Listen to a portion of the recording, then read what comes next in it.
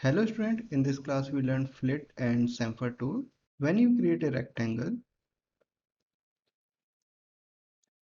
and go to the modify section, there is an option for radial, and by using this option you can provide fillet in the rectangle like this. But it's a shape. But when you convert this into a editable spline, you can apply more tools on this spline. First I delete this rectangle and create a new one.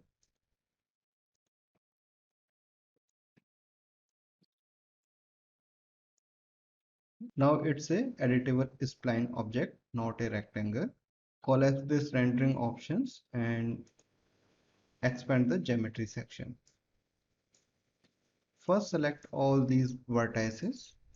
These are fillet and chamfer options. Before applying fillet and chamfer options, right click on the shape and choose corner option.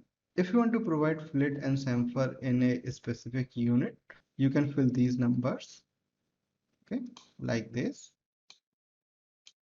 But if you want to apply these options interactive, click on the flip button and click and drag like this. And by using this method, you can also select only one point. So I hope you understand fillet and chamfer tool. In the next class, we learn some more tools.